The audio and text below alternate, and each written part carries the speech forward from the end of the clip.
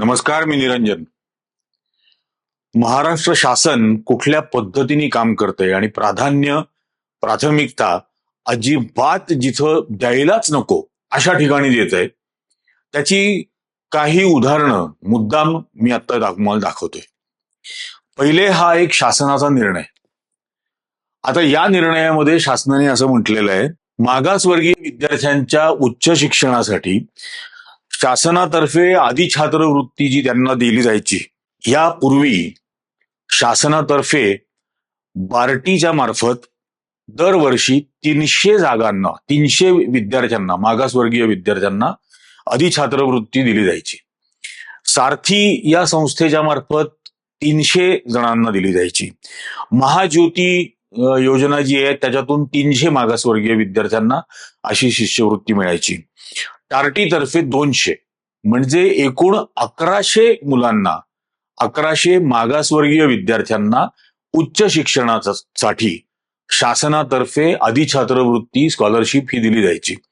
आता शासनाने त्या जागा, म्हणजे 300 बार्टीच्या, 300 सारथीच्या, 300 महाज्योतीच्या आणि 200 टार्टीच्या, या एकूण 1100 जागा, याच्यापैकी 700 जागा कमी केलेल्या आहेत.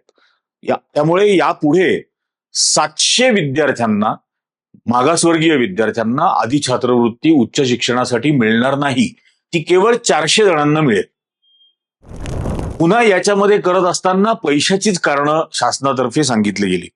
आता हे एका बाजूला, म्हणजे या आधी आपण अनेक वेळेला बोललेलो आहोत की गेल्या 10-11 वर्षात, म्हणजे गेल्या मार्चमध्ये बंद केलेल्या 18,000 शाळा जर पकडल्या तर जवळजवळ 84,000 शासकीय शाळा या शासनाने बंद करून टाकल्यात पटसंख्येच्या नावाखालती. आणि त्या जर चालू ठेवल्या तर काय 2-2.5 हजार कोटी रुपये खर्च येईल, असं त्यावेळेला शासनाचं म्हणणं होतं. दुसऱ्या बाजूला नाशिकला कुंभमेळ्यासाठी 35,000 कोटी रुपये शासन खर्च करणार आहे.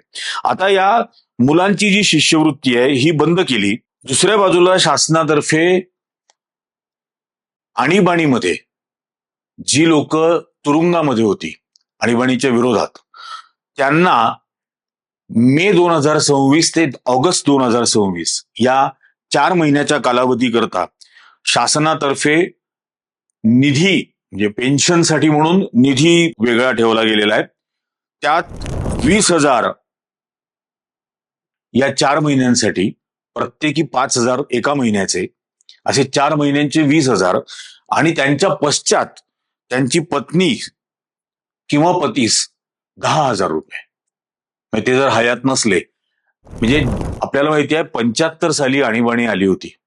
आता 51 वर्षानंतर त्या आणीबाणीसाठी, जे आणीबाणीच्या विरोधात जे तुरुंगामध्ये गेले, ज्या आणीबाणीला राष्ट्रीय स्वयंसेवक संघाच्या बाळासाहेब देवरस यांनी पाठिंबा दिला होता, इंदिरा गांधींना पत्र पाठवली होती, माफी मागितली होती, 20 कलमी कार्यक्रमाची अंमलबजावणी करू, RSS पूर्ण सहकार्य करेल असं आश्वासन दिलं होतं.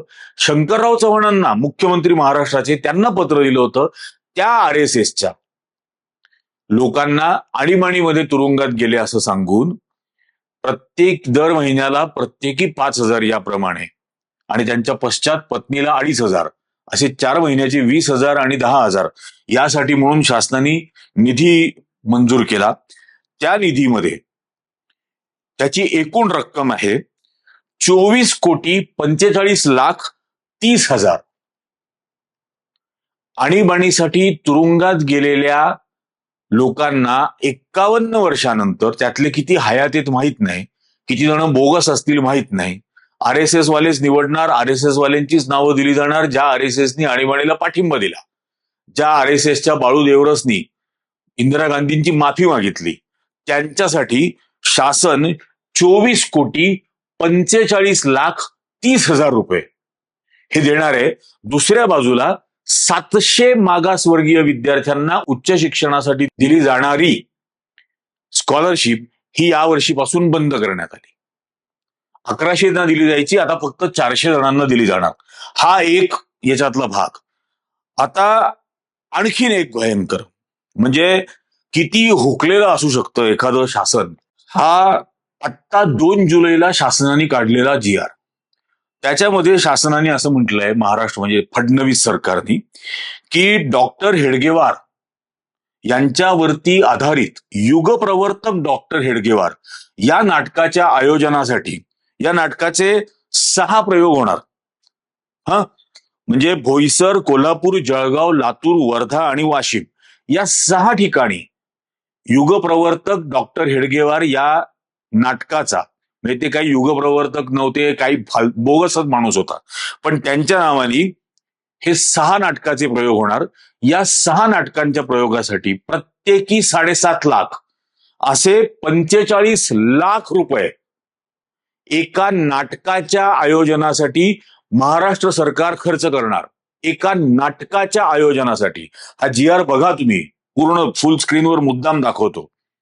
आता मला सांगा की हे एका बाजूला शासन करणार, दुसरीकडे विनायक दामोदर सावरकर, माफीवीर किंवा संडासवीर त्यांना काही जण म्हणतात, ज्यांच्या नातवानी सात्यकी सावरकरनी काही दिवसांपूर्वी कोर्टात हे कबूल केलं की सावरकरनी 10 वेळेला मर्सी पिटिशन्स दिल्या. हे तो कोर्टात बोलला, कबूल करून बोलला. 10 वेळेला मर्सी पिटिशन दिल्या, इंग्रजांकडे दयेची याचना केली, दयेची भीक मागितली. त्या सावरकरांच्या स्वतंत्रते भगवती या नावाच्या सांस्कृतिक कार्यक्रमाच्या आयोजनासाठी 8 लाख रुपये त्याच दिवशी काढलेला GR 2 तारखेला. स्वतंत्रते भगवतीसाठी 8 लाख. पहिले आणीबाणीच्या काळामध्ये, आणीबाणीच्या विरोधामध्ये जे तुरुंगामध्ये गेलेले होते ते किती त्यातले खरे असणार आहेत, किती बोगस असणार आहेत माहित नाही, पण त्यांच्यासाठी 24 कोटी रुपये. त्याच्यानंतर 45 लाख रुपये त्या हेडगेवारच्या वरच्या नाटकासाठी. आता स्वतंत्रते भगवतीसाठी 8 लाख रुपये. त्याच्यानंतर संघ गंगा के 3 भगीरथ. आता हे 3 भगीरथ कोण आणि संघ गंगा काय हे काहीच माहित नाही, पण संघ गंगा के 3 भगीरथ या कार्यक्रमाच्या आयोजनासाठी लातूर आणि पुणे या 2 ठिकाणी या कार्यक्रमाच्या आयोजनासाठी एकूण 9 लाख रुपये. म्हणजे कल्पनाच आपण करू शकत नाही इतकं हे सगळं भयंकर प्रकार चाललेला आहे. म्हणजे एका बाजूला आणीबाणीतल्या लोकांसाठी 24 कोटी 45 लाख, त्याच्यानंतर 45 लाख हेडगेवार म्हणजे 24 कोटी 90 लाख, त्याच्यानंतर 9 लाख रुपये संघगंगा काय ते आहे प्रकरण त्याच्यासाठी 24 कोटी 99 लाख आणि 8 लाख रुपये त्या स्वतंत्रते भगवतीसाठी. त्यानंतर नागपूरला त्या इथेनॉल गडकरींचं गाव आहे. इथेनॉल गडकरींचं गाव धापेवाडा, तालुका कळमेश्वर, जिल्हा नागपूर. इथे विठ्ठल मंदिर बनवण्यासाठी 164 कोटी 61 लाख रुपये, 164 कोटी 61 लाख रुपये इथं शासन खर्च करणार. म्हणजे आणि दुसऱ्या बाजूला मागासवर्गीय विद्यार्थ्यांना आतापर्यंत उच्च शिक्षणासाठी दिली जात असणारी 1100 विद्यार्थ्यांना दिली जाणारी स्कॉलरशिप ही आता फक्त 400 जणांना दिली जाणार, 700 जणांना नाकारली जाणार. आणि त्याऐवजी शासन कुठे पैसे खर्च करणार? इथे इथेनॉल गडकरींच्या गावामध्ये विठ्ठलाचं मंदिर बांधण्यासाठी 164 कोटी रुपये. हे शासनाचं काम आहे का मंदिरं बांधणं? शासन 164 कोटी रुपये 61 लाख हे एका गावात खर्च करणार, इथेनॉल गडकरींच्या गावात विठ्ठल मंदिर बांधण्यासाठी. 24 कोटी 45 लाख रुपये आणीबाणीच्या विरोधामध्ये जे तुरुंगात गेले असं सांगितलं जातं त्यांच्यासाठी पेन्शन म्हणून 24 कोटी 45 लाख. म्हणजे 164 कोटी 61 लाख, 24 कोटी 45 लाख हे काय आकडे आहेत? 45 लाख हेडगेवारच्या नाटकासाठी, सावरकरांच्या त्या कुठलं ते गाणं त्याच्यासाठी 8 लाख रुपये, 9 लाख रुपये ते संघाचे 3 भगीरथ कोण वाहून गेले पाहिजे होते. खरं ही प्राथमिकता असावी का शासनाची? म्हणजे दुसऱ्या बाजूला आम्ही काही दिवसांपूर्वी एका व्हिडिओमध्ये ऋषींनी तो केलेला होता, त्यातही सांगितलेलं होतं की सगळं जग आर्टिफिशियल इंटेलिजन्स, क्वांटम कम्प्युटिंग याच्यावरती खर्च करत असताना, गुंतवणूक करत असताना, त्याच्या संशोधनासाठी विद्यापीठांना पैसे देत असताना, भारतामध्ये भारत सरकार विद्यापीठांना पैसे कशासाठी देत आहे? तर काऊपॅथी, गायीच्या शेणा आणि मुताचा काय फायदा होतो मानवी शरीराला, म्हणजे कुठल्याही प्राण्याच्या शरीरामधलं जे घाण आणि वेस्ट आहे ते मलमूत्राच्या स्वरूपात बाहेर पडतं, डिस्चार्ज होतं. त्या गायीच्या शरीरातल्या घाणीचा बाहेर पडलेल्या माणसाला काय उपयोग, याच्यावरती भारत सरकार संशोधनाला पैसे देतं विद्यापीठांना. आणि पुनर्जन्मावरती संशोधन करण्यासाठी, गेल्या जन्मीच्या आठवणींसाठी संशोधन करायला पैसे. आणि जग करतंय artificial intelligence, quantum mechanics, quantum computing, त्याच्यावरती रिसर्च करतायत. या नरेंद्र मोदीच्या काळामध्ये भारतातलं एकही विद्यापीठ जगातल्या पहिल्या 50 मध्ये पण येत नाही. 50 मध्ये पण येत नाही. आणि चीनची पहिल्या 10 पैकी 7 असतात. ही भारताची अवस्था आहे. आणि इथं महाराष्ट्र सरकार त्याच पावलावर पाऊल टाकत पहिल्यांदा 84,000 शाळा बंद करतं, शासकीय शाळा. प्रत्येकी 50 विद्यार्थी जरी असले तरी 40 लाख बहुजन समाजाची मुलं ही शिक्षणापासून दूर ठेवली जातात शासनाकडून, शाळा बंद पाडून. आणि या देशात राईट टू एज्युकेशन हा मूलभूत हक्क असताना महाराष्ट्र शासन बेशरमपणाने या 84,000 शाळा बंद करतं.